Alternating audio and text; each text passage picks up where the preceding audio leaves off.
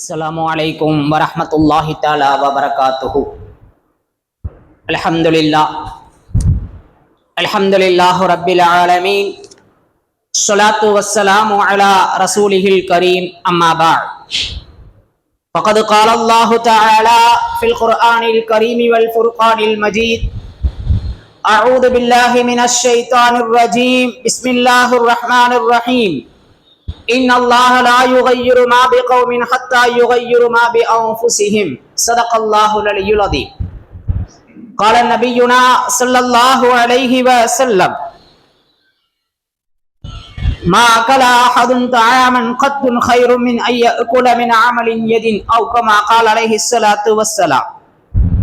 Subhanaka la ilma lana illa ma 'allamtana innaka antal alimul hakim. Rabbi shrah li sadri wa yassir li amri wahlul 'uqdatam min lisani yafqahu qawli. Allahumma salli ala sayyidina nabiyyina maulana Muhammadin tibbil qulubi wa dawaiha wa afiyatil abdani wa shifaiha wa nuril absari wa diyaiha wa ala alihi wa sahbihi wa sallim. Alhamdulillah. அரதாளன் அன்பாளன் அல்லாஹுவின் திருப்பெயரால் இந்த ஜும்ஆவுடைய உரையை ஆரம்பம் செய்கிறேன். அன்பும் அருளும் ஆசையும் ஆதரவும் ஆறுயிரு நாயகம் அன்னலம் பெருமானார் ஸல்லல்லாஹு அலைஹி வஸல்லம் அவர்களின் மீது, அன்னாரின் வழி வாழ்ந்த வாழுகின்ற வாழப் போகின்ற குறிப்பாக இந்த ஜும்ஆவை அலங்கரிக்கின்ற நம்மவர்கள் அனைவர்களின் மீதும் உண்டாகட்டுமாக. பேரன்பிற்குரிய பேரருளாளரின் பேரருளும் பெரும் கிருபையும் என்றென்றும் நம் மீது நின்று நிலவட்டுமாக. வாழும் காலமெல்லாம் அல்லாஹுவின் நினைவோடு லா இலாஹ இல்லல்லாஹ் என்ற அந்த திருக்கலிமாவை மொழிந்து அறிந்து விளங்கி அந்த கலிமாவின் மீதே அல்லாஹ் நமக்கு மௌத்தையும் தந்தருள்வானாக. மருத்துவமனை கஷ்டம், துன்பம், துயரங்கள், செலவுகள், சிரமங்கள், சிக்கல்கள் அத்துணையிலிருந்தும் அல்லாஹ் நம்மை பாதுகாப்பானாக. திடீர் ஆபத்து, திடீர் முசீபத்துக்களில் இருந்தும் அல்லாஹ் நமக்கு பாதுகாப்பை நல்குவானாக. நாடு 80வது சுதந்திர தினத்தை கொண்டாட இருக்கின்ற இந்த வேளையிலே அந்த சுதந்திரத்திற்காக தன் உயிரை நீத்து பொருளாதாரத்தை இந்திய தேசத்திற்காக தியாகம் செய்த அந்த தியாகிகளை அல்லாஹ் கபூல் செய்வானாக. அவர்களின் குடும்பத்திற்கு அல்லாஹ் பாதுகாப்பை நல்குவானாக என்ற அழகிய துஆக்களோடு, அன்பிற்குரிய அல்லாஹுவின் நல்லடியார்களே, முஃமின்களே, நாடு சுதந்திரம் பெற்றது, மனிதன் இன்னும் சுதந்திரம் பெறவில்லை. நாடு சுதந்திரம் பெற்று இருக்கிறது, மனிதன் அடிமையாக வாழ்ந்து கொண்டிருக்கிறார். சுதந்திர இந்தியாவிலே நாங்கள் எல்லாம் சுதந்திரமாக வாழ்கிறோம் என்று சொல்வோம். ஆனால் இந்த மனிதன் பல வகையிலும் அடிமையாக கிடக்கிறார். ஒரு சமூகம் வரட்டு கௌரவத்திற்கு அடிமையாக இருக்கிறது. வரட்டு கௌரவத்தை வைத்து தங்களுடைய முன்னேற்றத்தை அது பாதிப்படைய செய்து கொண்டிருக்கிறது. பெருமைக்காக, பேருக்காக நாங்கள் எல்லாம் பாரம்பரியமானவர்கள் என்று சொல்லிக்கொண்டே இருப்பார்கள். அவர்களால் அவர்களுக்கும் பிரயோஜனம் இல்லை, சமூகத்திற்கும் பிரயோஜனம் இல்லை. இப்படி அந்த வரட்டு கௌரவத்திற்கும் பிடிவாதத்திற்கும் அருங்குணங்கள் இல்லாமல் ஒரு சமூகம் அடிமையாகி கிடக்கிறது. இன்றைய ஜெனரேஷன் மொபைலுக்கு அடிமையாகி கிடக்கிறது, இணையத்தில் இணைந்து கிடக்கிறது. மொபைலின் மூலமாக பல்வேறு விதமான கலாச்சார சீர்கேட்டிலே சதாவும் தங்களுடைய நேரத்தை அந்த மொபைல் குடித்து கொண்டிருக்கிறது. குடி எப்படி குடியை கெடுக்கிறதோ அதுபோல இந்த செல்போன் இருக்கிறதே அணு அணுவாக கொஞ்சம் கொஞ்சமாக மனிதனினுடைய நேரத்தை அது குடித்துக் கொண்டிருக்கிறது. இப்படி ஒரு சமூகம், இப்படி இது சம்பந்தமாக நாம் யோசிப்போமேயானால் இன்னும் நமக்கு சுதந்திரம் தேவை என்கின்ற அந்த நிலைக்கு வந்து விடுவோம். அன்பிற்குரியவர்களே, பொதுவாகவே பரவலாக சுதந்திர தினத்தினுடைய சுவாசித்தை அந்த காற்றை சுவாசித்த நாம் அதனுடைய அந்த வெளிச்சத்திலேயே தான் வாழ்ந்து கொண்டிருக்கிறோம். தங்கள் உயிரையும் தங்களுடைய உடைமைகளையும் பொருளாதாரத்தையும் இந்திய சுதந்திரத்திற்காக தியாகம் செய்த பெருமக்கள் ஏராளம். அதில் இஸ்லாமியர்கள் மட்டும் விதிவிலக்கல்ல. ஏராளமான அன்பர்கள், நமது முன்னோர்கள், பெரியவர்கள், ஆளின் பெருந்தகைகள் எல்லாம் இஸ்லாத்திற்காக பாடுபட்டிருக்கிறார்கள். பல நாட்களிலே, பல ஜும்ஆக்களிலே 80 ஆண்டுகளாக இதை நாம் கேட்டுக்கொண்டுதான் இருக்கிறோம். இப்ப நம்மிடத்திலே இருக்கக்கூடிய ஒரு கேள்வி என்னவென்று சொன்னால், நாடு சுதந்திரம் அடைந்தது,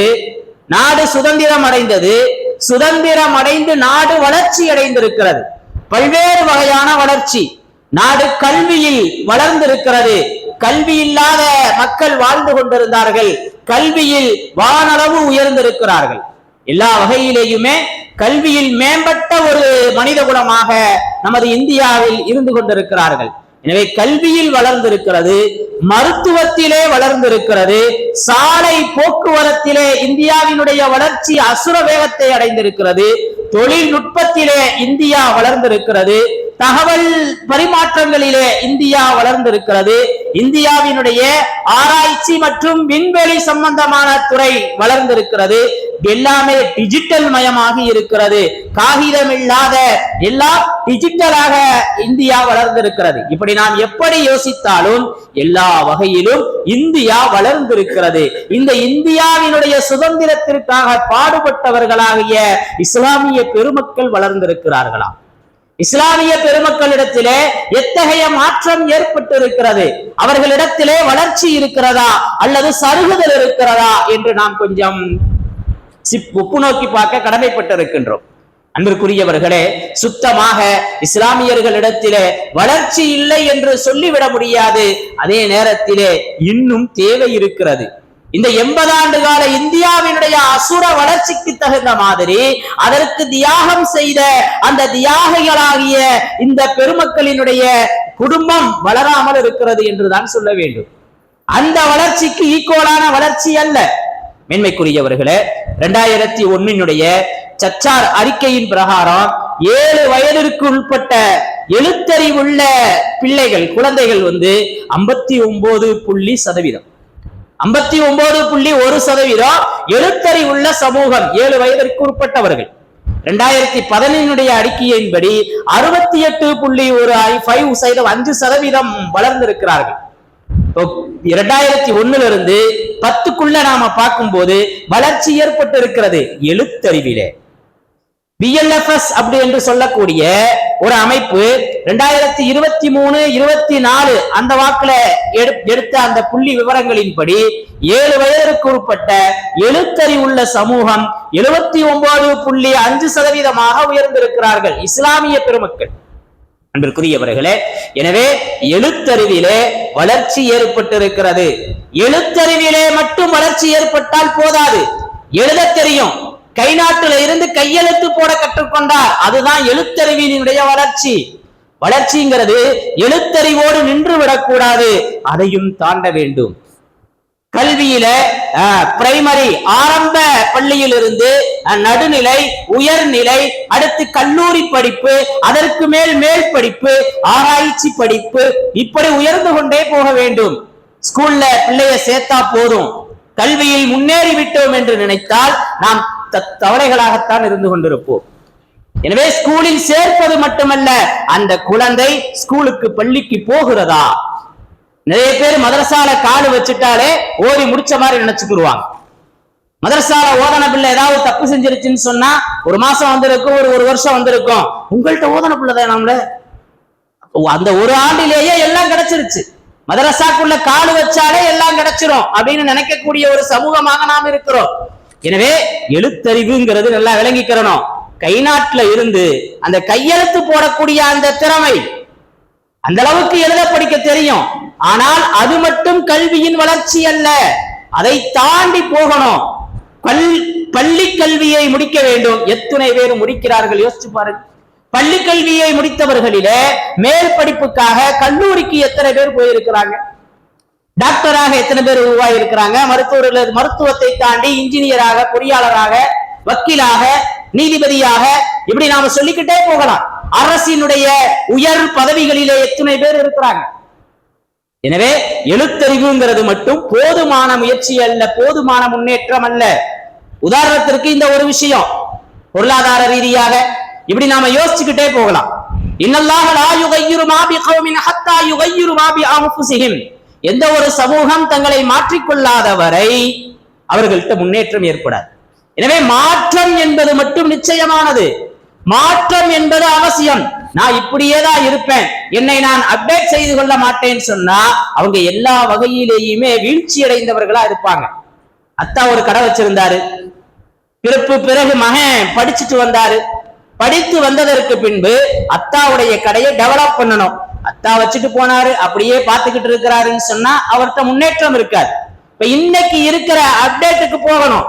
ஆன்லைன்ல வியாபாரம் செய்யறாங்க, இன்ஸ்டாவில விளம்பரம் செய்யறாங்க, வாட்ஸ்அப்ல வியாபாரம் செய்து கொண்டிருக்கிறார்கள். உட்கார்ந்த இடத்திலேயே அந்த கடையை, அத்தாவுடைய கடையை மகன் இன்றைய டிஜிட்டல் உலகத்திற்கு தகுந்த மாதிரி அடுத்த லெவலுக்கு கொண்டு போகணும். அதுதான் மாற்றம். இல்ல நாங்க எப்பவுமே ஸ்டாண்டர்டுங்க, நாங்க மாறவே மாட்டோம். பிராண்ட் எல்லாம் இருக்கலாம், ஆனா சில இடங்களிலே நகர்வு தேவை. இப்படி யோசிக்கணும் அன்பிற்குரிய அல்லாஹ்வின் நல்லடியார்களே, முஃமின்களே. எனவே மாற்றம் என்பதுதான் நிதர்சனம். மர்சா நடத்திக்கிட்டு இருந்தோம், எல்லாரும் நேர்ல மர்சாவுக்கு வரணும். ஏன்னா குர்ஆனுடைய கல்வி அதுதான். கல்வியை தேடி நாம போகணும், கல்வி நம்மளை தேடி போகக்கூடாது. அதுதான் உஸ்தாத்மார்கள் சொல்லி கொடுத்திருக்கிறது. இன்னைக்கு வீட்டிலேயே போய் டியூஷன் மாதிரி சொல்லி கொடுக்கிறது. ஆன்லைன்லயே கல்வியை கற்பதற்கு தயாராயிட்டாங்க. மதரசாவை ஆன்லைன்ல நடத்துங்க, எங்களால கூட்டு வர முடியல, எல்லாத்துக்குமே தியாகம் செய்வோம். தீனுனா தியாகமே இருக்காது. அது வேற விஷயம், அது வேற சப்ஜெக்ட். என்ன சொல்ல வர்றோம்னா, அப்படிலாம் முடியாததுன்னு சொன்னதுனால நிறைய பேர் எங்கெங்க இருந்த யார் யார்கிட்டயோ ஆன்லைன் மூலமா கல்வியை கற்றுக்கொண்டு இருக்கிறார்கள். விளைவு என்ன? மதரசாக்கள்ல மாணவர்கள் குறைஞ்சு போயிட்டாங்க. இல்ல எங்களை மாத்திக்க முடியாதுன்னு நாம யோசிச்சோம். இது மாத்தலாமா கூடாதாங்கிறது வேற சப்ஜெக்ட். நேரடியா உஸ்தாதுகள்கிட்ட மண்டியிட்டு கல்வி கற்கும் போதுதான், எப்படி அல்லாஹ்ட்ட இருந்து ஜிப்ராயில் அலைஹிஸ்ஸலாம், ஜிப்ராயில்கிட்ட இருந்து நபி ஸல்லல்லாஹு அலைஹி வஸல்லத்தினுடைய ஹார்ட் டு ஹார்ட், இதயத்தும் இதயம், இந்த கல்வி இதய கல்வி, இதயத்தின் மூலம் பெரிய மாற்றம் ஏற்படுகிறது.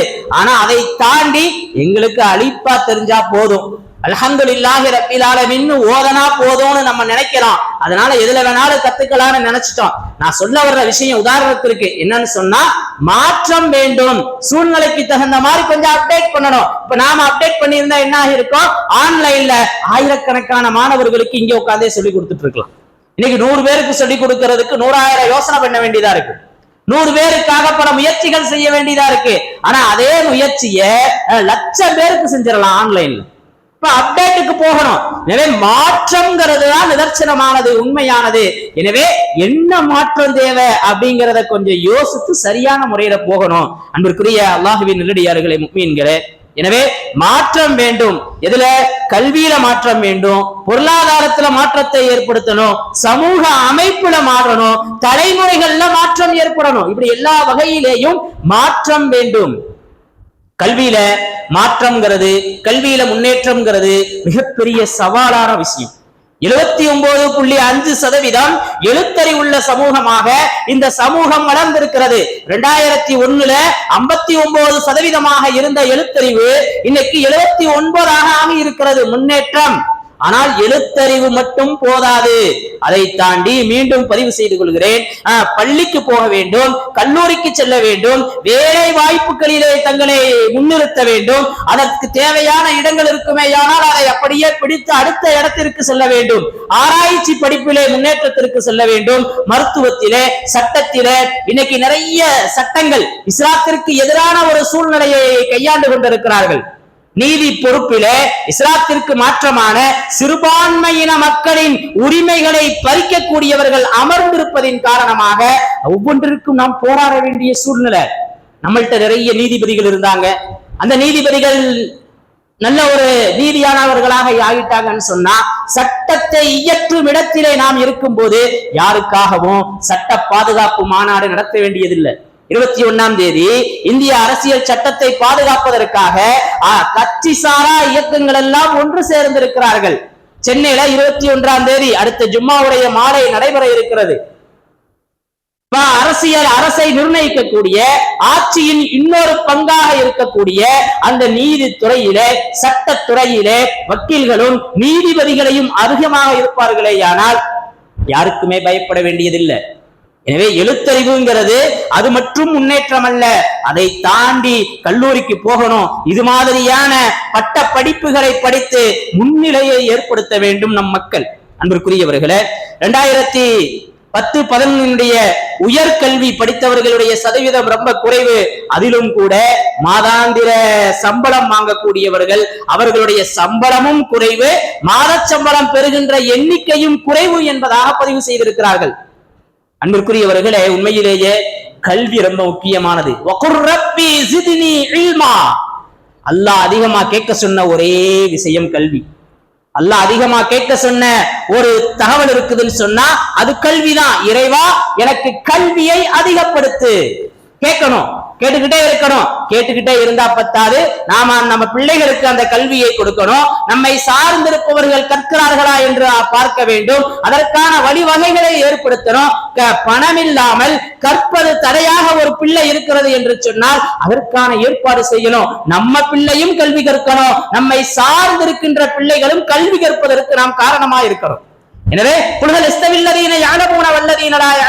கற்றவர்களும் கற்காதவர்களும் சமமாவார்களா என்று அல்லாஹ் கேள்வியை கேட்பான்.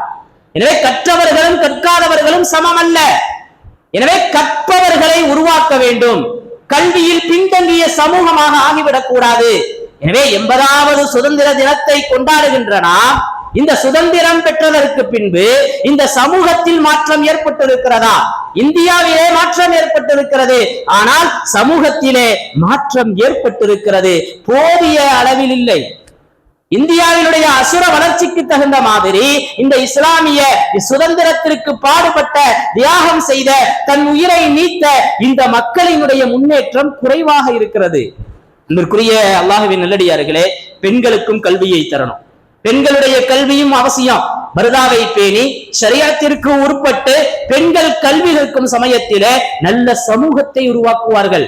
வெறுமனே குழந்தைங்களுக்கு உணவை ஊட்டுவது மட்டுமல்ல தாயினுடைய வேலை. அவள் நல்ல படித்தவளாக இருந்தால், அறிவுள்ளவளாக இருந்தால், மார்க்க ஞானமுள்ளவளாக இருந்தால் அந்த உணவோடு ஊட்டச்சத்தாக ஒழுக்கத்தையும் ஊட்டுவாள். அந்த உணவோடு அந்த குழந்தையினுடைய ஆணி வேறாக நல்ல பழக்க வழக்கங்களை அந்த தாய் கற்றுத் தருவாள். எனவே பெண்களுக்கும் கல்வி தேவை. அதே நேரத்தில் இன்று இருக்கக்கூடிய சமூக சூழ்நிலையினுடைய சுற்று வட்டாரத்தினுடைய அந்த நிலைகளை கவனித்து ஈமானை பாதுகாக்கும் விதத்திலே அவர்களுக்கு கல்வியை கொடுக்கணும். ஈமானுக்கு பங்க விளைவிக்கக்கூடிய சூழ்நிலை ஏற்படுமானால் அதை கொஞ்சம் நாம் பரிசோதித்துக் கொள்ள வேண்டும். எனவே ஈமானை இழந்து விடக்கூடாது. பர்தாவினுடைய விஷயங்களிலே பேணுதல் இல்லாமல் ஆகிவிடக் கூடாது. அப்ப உள்ளத்துக்கு ஈமானை கொடுத்துட்டா பயப்படாம பிள்ளைகளை வெளியில அனுப்பலாம். வெளியில எப்படிப்பட்ட சக்தி துரத்தினாலும் அவர்களிடத்திலே ஈமான் நிரப்பமாக இருக்கும் போது கவலை இல்லாமல் நாம் இருக்கலாம். எனவே பெண்களுக்கும் கல்வி தேவை. உணவை ஊட்டும் போது ஈமானையும் ஊட்டுவாள். அன்றைய காலத்து தாய்மாருக அவங்களுடைய சூழ்நிலையில அம்மா அத்தான்னு சொல்லி தந்தாங்க. கல்வி வந்ததற்கு பின்பு குழந்தை ஆரம்பமே மம்மி டாடின்னு சொல்ல ஆரம்பிச்சா இல்லையா? தாய் தான். இங்க எந்த டீச்சரும் வந்து குழந்தைக்கு சொல்லி தரல. எனவே தாய்க்கு கல்வி தேவை. அது எந்த கல்வி, எப்படிப்பட்ட கல்வி, ஈமானை பாதுகாக்குமா இல்ல ஈமானை சூறையாடியுமா அப்படிங்கிறது நமக்கு கொஞ்சம் கவனம் தேவை. அன்பிற்குரிய அல்லாஹ்வின் நல்லடியார்களே, எனவே கல்வி, அதே மாதிரி கல்வி கற்றாச்சு, இப்ப வேலை வாய்ப்புகள்ல உள்ள நுழையணும். இன்னைக்கு போலீஸ் துறையில காவல் பணிக்கு போறதுக்கு 8வது படிச்சிருந்தா கூட போதும், ஏதோ ஒரு உள்ள நுழைஞ்சிடலாம். பெருசா படிச்சிருக்கணும்ங்கிறது இல்ல, உடம்பினுடைய அந்த ஃபிட்னஸ் இருந்தாலே காவல் பணியில நாம சேர்ந்துடலாம். இப்ப அதுல நாம கொஞ்சம் நம்மளை முனைப்பு காட்ட வேண்டும். தகுதி இருப்பவர்கள் அதற்கு கொஞ்சம் பயிற்சி எடுத்து உள்ள நுழையணும். அன்பிற்குரிய அல்லாஹ்வின் நல்லடியார்களே, முஃமின்களே, எனவே மத்திய அரசினுடைய மைனாரிட்டி அஃபேரன்ஸ் என்று சொல்லக்கூடிய அந்த கமிட்டி சொல்லுது, மாத வருவாய் பெறுபவர்கள் இஸ்லாமிய சமூகத்திலே ரொம்ப குறைந்தவர்கள். மாத வருவாய் பெறுபவர்கள் இஸ்லாமிய சமூகத்துல ரொம்ப குறைஞ்சு போய் இருக்கிறாங்க. அதுலயும் வாங்குறவங்களுடைய சம்பளம் ரொம்ப ரொம்ப ரேரா இருக்கும். அன்பிற்குரிய அல்லாஹ்வின் நல்லடியார்களே, தொழில் பயிற்சிகளை நாம் எடுத்துக்கொள்ளணும். ஏதாவது ஒரு தொழில், கைத்தொழில் ஒன்றை கற்றுக்கொள், கவலை உனக்குள் ஒத்துக்கொள்னு அன்னைக்கே சொல்லி வச்சிட்டாங்க. வாய்ப்பு கிடைக்கும் போது, நேரம் கிடைக்கும் போது, ஓய்வு நேரங்கள் இருக்கும் போது, நான் இப்படித்தாங்க மெத்த படிச்சிட்டேன், மேதாவி ஆயிட்டேன், இறங்கிலாம் போக மாட்டேன் இல்ல, அத்தனையும் கத்துக்கணும். எல்லா விஷயங்களையும் கற்றுக்கொள்ள வேண்டும். மொபைலுடைய பயிற்சி கற்றுக்கொள்ளுங்கள். பிரியாணி எப்படி ஆக்குறது தெரிந்து கொள்ளுங்கள். இன்னைக்கு நிறைய பிரியாணி மாஸ்டர் உருவாயிட்டாங்களா இல்லையா? ஆனா நல்ல பிரியாணி ஆக்குறவங்க யாருமே இல்லை. அப்ப எப்படி நல்ல பிரியாணி ஆக்குறது? இன்னைக்கு சாப்பிடுறவங்க அதிகமா இருக்கிறாங்க. யாராவது சாப்பிடாம இருக்க முடியுமா? அதிகமா இருக்கிறாங்கன்னு சொன்னாலே அது தப்பு. ஏன்னா எல்லாரும் சாப்பிடுறவங்க தான். அப்ப சாப்பாட்டை சுவையாக கொடுப்பது, நம்மளுடைய சுவை கொடுக்கிறதுல எந்த ஒரு தரத்தையும் குறைச்சிடக்கூடாது.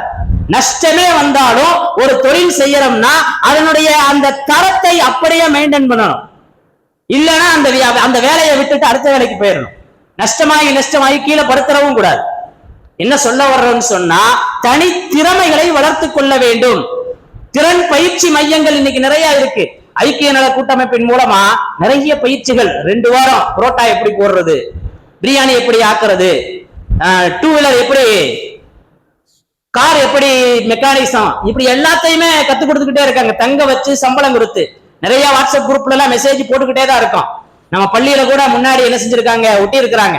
ஐக்கிய நல கூட்டமைப்பின் மூலமாக இந்த பயிற்சிகள் எல்லாம் நடைபெறுகிறதுன்னு. எத்தனை பேர் பயன்படுத்துறோம், வேலை செய்ய தயாரா இருப்போம். அது மட்டும் எனக்கு தெரியாது. எந்த துறையில இருக்கிறோமோ அந்த துறை சார்ந்த அத்துணை திறன்களையும் வளர்த்து கொள்ளணும். இன்னைக்கு இருக்கிற கால சூழ்நிலைக்கு தகுந்த மாதிரி தங்களை அப்டேட் செய்ய வேண்டும். அன்பிற்குரிய அல்லாஹ்வின் நல்லடியார்களே, மா அகலா அஹதுன் தஆமன் கத்துன் கைரும் யஅகுல மின் அமலின் யதி. நபி ஸல்லல்லாஹு அலைஹி வஸல்லம் சொன்னாங்க, தன் கையால் உழைத்து உண்ணும் உணவை விட சிறந்த உணவு கிடையாது. எந்த தொழில் வேணாலும் செய்யலாம், ஹலாலாக இருக்கும் பட்சத்துல. அது ஹராமா இருந்தா அதன் பக்கமே போயிடக்கூடாது. ஹலாலான பொருளாதாரத்தை தேடணும். அது குறைவாக இருந்தாலும் அதில் வாழ்வில் நிறைவு இருக்கும். குறைவாக இருப்பினும் ஹலாலான வருமானமாக இருக்குமே. ஆனால் யாரையும் ஏமாத்தல, அதுல யாருக்கும் எந்த இடையூறு செய்யல அப்படிங்கிற பட்சத்துல அல்லாஹ் அதுல பரக்கத் செஞ்சிருவான். யோசிக்க வேண்டியதே இல்லை. கொஞ்சோண்டு தானே வருமானம் வருது. ஹலாலாக இருந்தா அல்லாஹ்வினுடைய துணை இருக்கும், அல்லாஹ்வுடைய உதவி இருக்கும், வீணான செலவே வராது. அன்பிற்குரிய அல்லாஹ்வின் நல்லடியார்களே, நபி ஸல்லல்லாஹு அலைஹி வஸல்லம் ஒரு சமூகத்தை உருவாக்குறாங்க. சமூகத்தை உருவாக்கும் போது ஈமானை வளர்த்தாங்க, அறிவு வளர்ச்சியை ஏற்படுத்தினாங்க, ஒற்றுமைக்காக பாடுபட்டாங்க. மதீனாவுக்கு வந்ததற்கு பின்பு ஒட்டு மொத்தத்துல நல்ல மனிதர்களை உருவாக்கினார்கள். நல்ல மனிதர்களுக்கு பஞ்சம் ஏற்பட்டிருக்கிறது. நல்ல மனிதர்களுக்கு பஞ்சம் ஏற்பட்டிருக்கிறது. எப்படி மழை இல்லாமல் வறட்சி ஏற்பட்டிருக்கிறதோ இது போல நல்ல மனிதர்களுக்கு பஞ்சம். உண்மையை ஒத்துக்கொண்டுதான் ஆக வேண்டும், உண்மையை ஏற்றுக்கொண்டுதான் ஆக வேண்டும். நம்மள்கிட்ட நல்லா பேசுவாரு, பின்னாடி போய் நம்மளவே புறம் பேசிட்டு இருப்பார். நடக்குதா இல்லையா? என்னைய மட்டும் இல்ல, உங்களை மட்டும் இல்ல, எல்லாருக்குமே இதே நடதா. இது மாதிரி மனிதனினுடைய குண நலன்களை பற்றி பேசுவோமே, ஆனால் அது வேறு சப்ஜெக்ட். சொல்ல வர்ற விஷயம் என்னன்னா, நல்ல மனிதர்களுக்கு பஞ்சம். நபி ஸல்லல்லாஹு அலைஹி வஸல்லம் உருவாக்கியதே நல்ல மனிதர்களைத்தான். நல்ல மனிதர்களை உருவாக்குனாங்க. எனவே நாம பின்வரக்கூடிய சமூகத்துல நல்ல சமூகத்தை உருவாக்கணும். நம்ம பிள்ளைய நல்ல பிள்ளையா உருவாக்கணும். அன்பிற்குரியவர்களே, அல் முஃமினு லில் முஃமினி கல் புன்யான். ஒரு முஃமின் இன்னொரு முஃமினும் கட்டிடத்தை போல. ஒன்று ஒன்றோடு இணையும் போது அது பலம் பெறுகிறதுன்னு சொன்னாங்க ரசூலுல்லாஹி ஸல்லல்லாஹு அலைஹி வஸல்லம். எனவே நல்ல நல்ல மனிதர்கள் உருவாகும் போது நல்ல சமூகம் உருவாகும். நல்ல சமூகம் உருவாகும் போது எல்லாவற்றிலும் சுமார்ட்டா உயர்ந்த தரத்துல இருக்கக்கூடிய ஒரு சூழ்நிலை ஏற்படும். யாரையும் பயப்படணுங்கிறது இல்ல. எந்த சட்டம் போட்டாலும் அதை தகர்த்து எறிந்து விடலாம். எதை பற்றியுமே யோசிக்க வேண்டிய அவசியம் அல்ல. எனவே முதலில் உருவாக வேண்டியது நல்ல சமூகம், நல்ல குணமுள்ள மக்கள். நபி ஸல்லல்லாஹு அலைஹி வஸல்லம் அதைத்தான் இந்த சமூகத்திற்கு உருவாக்கி காட்டினார்கள். நபியினுடைய மீலாதை கொண்டாட இருக்கிறோம். இன்ஷா அல்லாஹ் இன்றிலிருந்து ரபியுல் அவ்வல் பிறை ஒன்று ஆரம்பிக்கிறது. ரசூலுல்லாஹி ஸல்லல்லாஹு அலைஹி வஸல்லத்தினுடைய அந்த வசந்தத்தை வரவேற்கிறோம். எனவே நான் நல்ல மனிதனாக வாழ்வேன், என்னை சார்ந்தவர்களை நல்ல மனிதர்களாக வாழ வைப்பேன். இந்த மீலாதியினுடைய ஒற்றை உயிரோட்டமான செய்தியாக இது அமைய வேண்டும். அன்பிற்குரிய அல்லாஹ்வின் நல்லடியார்களே, முஃமின்களே, எனவே 80 ஆண்டை கடந்திருக்கிறது இந்தியா. இந்த சுதந்திர தினத்தில சுதந்திரத்திற்கு தியாகம் செய்த பல அன்பர்களை பற்றி பேசி பேசி கேள்விப்பட்டிருக்கிறோம். இந்தியா சுதந்திரத்திற்கு பின்பு எந்த அளவிற்கு வளர்ச்சி அடைந்திருக்கிறது. சாலை மார்க்கத்திலே, பொருளாதாரத்திலே, டிஜிட்டல் மையத்திலே, மருத்துவத்திலே, கல்வியிலே, பள்ளியுடைய சூழ்நிலைகளிலே, கல்லூரியினுடைய எண்ணிக்கையிலே எல்லாவற்றிலும் வளர்ந்திருக்கிறது. அல்ஹம்துலில்லாஹ். இந்த இந்திய சுதந்திரத்திற்கு பாடுபட்ட ஒரு இன்னொரு சமூகம் எந்த அளவிற்கு வளர்ச்சியை அடைந்திருக்கிறது. எனவே யோசிக்கணும். எனவே அடுத்து நாம் அந்த வளர்ச்சியை நோக்கி திட்டமிட வேண்டும், செயல்படுத்த வேண்டும். ஒரு குறைந்தது நமது மஹல்லா அளவில படிக்காத பிள்ளை யாருமே இருக்கக்கூடாது. எனக்கு தெரிஞ்சு பள்ளி கல்வியை ஒரு பிள்ளை விடுதுன்னு சொன்னா அதை நான் எந்த சூழ்நிலையிலும் சம்மதிக்க மாட்டேன். நம்ம கண்ணு முன்னாடி ஒரு உயிர் போக போகுது, நான் பார்த்துக்கிட்டு இருப்போமா? ஒரு உயிர் போக போகுது, அப்ப எப்படியாவது என்ன செய்வோம்? கீழே விழுந்துற ஆக்சிடென்ட் ஆயிருது, ஏன் ஆம்புலன்ஸ்க்கு போன் பண்ணி ஏன் தூக்கிட்டு போறோம்? அந்த உயிரை பாதுகாக்க வேண்டும். உயிரை பாதுகாப்பதனுடைய இன்னொரு அங்கம் தான் கல்வியில் மேம்படுத்துவது. நல்ல கல்வியை கொடுத்துட்டா, நல்லா படிச்சுட்டா அந்த குடும்பம் முன்னேறும். அந்த குடும்பம் முன்னேறனா நமக்கு எப்படி உதவி செய்து 4 பேர் படிக்க வச்சாங்களோ அது மாதிரி நாமளும் பிறருக்கு உதவி செய்யணுங்கிற சிந்தனையோட அவன் உருவாகுவான். அன்பிற்குரிய அல்லாஹ்வின் நல்லடியார்களே, எனவே ஒரு 5 விஷயங்கள், அதை கொஞ்சம் நாம் சீர்தூக்கி பார்க்க வேண்டும். அன்பிற்குரியவர்களே, கல்வியில வளர்ச்சியில என்னுடைய பங்கு என்ன? கல்விக்காக நான் படிக்கிறது ஒண்ணு இருக்குது, என்னுடைய பங்கு என்ன? அப்ப என் பிள்ளையும் படிக்கணும், என்னை சார்ந்து இருக்கவங்களும் படிக்கணும் அப்படிங்கறதுல நாம கவனமா இருக்கணும். படிப்புங்கிறது 2 வகையா வச்சிருக்கிறோம், மதரசா பிளஸ் ஸ்கூல், 2ஐயும் ஒன்னாக்கிருங்க. மார்க்கமும் வேண்டும், மற்ற கல்வியும் வேண்டும். மார்க்கம் இல்லாமல் கல்வி கற்கக்கூடியவர்கள் உப்பில்லாத உணவை போல. எனவே மார்க்கமும் வேண்டும் பிளஸ் கல்வி வேணும். எந்த கல்வியில எத்தனை பட்ட வேணாலும் வாங்குங்க, மார்க்கம் இல்லாமல் வாங்கினா அது வேஸ்ட். ஈமானோடு மருத்துவராக, இஸ்லாத்தோடு ஒரு வக்கீலாக, இப்படி இஸ்லாத்தையும் ஈமானையும் இணைத்த பட்டதாரிகளை உருவாக்க வேண்டும். திறமை இருக்குது, வழிகாட்டுதல் இல்லாம அவங்க நலிஞ்சு போகக்கூடிய சூழ்நிலை இருக்குன்னா வழிகாட்டுதல் உதவி செய்யணும். எனவே என் குழந்தைக்கு மட்டுமல்ல கல்வி, முழு சமூகத்திற்கும் தேவை என்கின்ற சிந்தனை வேண்டும். என் குழந்தையினுடைய கல்வியோடு மார்க்க கல்வியையும் நான் சேர்த்து தருவேன் என்ற லட்சியத்தை ஏற்படுத்த வேண்டும். அன்பிற்குரிய அல்லாஹ்வின் நல்லடியார்களே, முஸ்லிமாக வாழணும், தொழுகையை பேணணும், குர்ஆனை ஓதணும். எனவே இது இல்லாம இல்லை என் பிள்ளை அப்படிங்கிற சூழ்நிலைக்கு வரணும். 3வதாக ஹலாலான பொருளாதாரத்தை தேட வேண்டும், ஹலாலுக்கான வலிமையை ஏற்படுத்த வேண்டும். வட்டி, மோசடி, ஏமாற்று, நேர்மை இல்லாத சூழ்நிலை, இதையெல்லாம் களைவதற்கான முயற்சி செய்யணும். எனவே ஹராமை விட்டும் ஹலாலான வருமானம். இன்னைக்கு எதை செஞ்சாலும் பேங்க்ல லோன் கிடைக்குமா, அந்த சிந்தனையே தப்பு. இஸ்லாமியனுடைய எண்ணத்துல லோன் மூலமா நான் அதை செஞ்சிருவேன் இதை செஞ்சிருவேன் சொன்னா அவன் இஸ்லாமியனா வாழ்வதற்கே தகுதி இல்லை. அல்லாஹ் பாதுகாக்கணும். அது இல்லாம எப்படி? அல்லாஹ்ட்ட கேட்டா நிச்சயம் கொடுப்பான், கொடுக்காம இருக்க மாட்டான். எந்த வழியில கொடுத்தாலும் கொடுக்கிறவன் யாரு? அல்லாஹ் தான். எனவே ஹலாலா இருக்கணும்னு யோசிங்க. அன்பிற்குரிய அல்லாஹ்வின் நல்லடியார்களே, எனவே அடுத்த நமது இலக்குல ஹலாலான பொருளாதார வலிமை. இப்ப நாம ஹலாலா உருவாகிட்டா சின்ன உதவி செஞ்சா கூட அதுல மிகப்பெரிய பரக்கத் கிடைக்கும். ஒரு 10 குடும்பங்கள் நல்ல நிலையில வாழுவாங்க. அதே மாதிரி ஒற்றுமையை பாதுகாக்க வேண்டும். சண்டை போடாதீங்க, பகைமை கொள்ளாதீங்க, உங்களுடைய பலம் குன்றிவிடும் என்று அல்லாஹ் சொன்னான். எனவே கருத்து வேறுபாடுகள் இருக்கலாம், பகைமை இருக்கக்கூடாது. இன்னைக்கு அது நிறைய இருக்கு. கருத்து வேறுபாடுகள் இருக்கலாம், ஆனால் பகைமை இருக்கக்கூடாது. அதை களைவதற்கு நம்மால் என்ன முடியும் யோசிக்கணும். எப்படியாவது பிரச்சனையை சால்வ் செஞ்சிடணும். சில பிரச்சனையை பத்தி பேசுவோம், இதுக்கு முடிவே இல்லையா, இதுக்கு தீர்வே இல்லையா அப்படின்லாம் சொல்லுவோம். எல்லாத்துக்குமே தீர்வு இருக்கும். அந்த தீர்வுக்கு நான் ஒரு காரணமா இருக்கட்டுமே, அப்படி யோசிக்கணும். எனக்கு அதுக்கு சம்பந்தம் இல்லை, நம்ம சொன்னா கேட்க போறாங்களா அப்படின்னு ஒதுங்க கூடாது. அது குடும்பமாக இருக்கலாம், ஊராக இருக்கலாம், அல்லது எதுவாக வேண்டுமானாலும் இருக்கலாம். குடும்பத்துல சகோதரர்கள் இருக்கிறாங்க, நான் சொன்னா கேட்க மாட்டாங்க, எதுக்கு சண்டை போட்டுக்கிட்டு? அண்ணன் தம்பிக்குள்ள ஒற்றுமை இல்லாமல் போயிடும். ஒற்றுமையை பாதுகாக்கணும். அதே நேரத்துல அவன் கீழே விழுந்துடாம தூக்கியும் பிடிக்கணுமா இல்லையா? வட்டிக்கு மேல வட்டி வாங்கி அவன் கீழே விழுக போறான்னா கடைசியில அங்க தூக்க போறது யாரு? அன்பிற்குரியவர்களே, எனவே தகுந்த ஆலோசனைகளை வழங்கணும், ஒற்றுமையை பாதுகாக்கணும். கருத்து வேறுபாடு இருக்கலாம், பகைமை கூடாது என்பதை மீண்டும் உங்களுக்கு ஞாபகப்படுத்துகிறேன். வலா தஹாசது வலா தபாகலு வலா ததாபரு வகூனு இபாதல்லாஹி இஹ்வானா.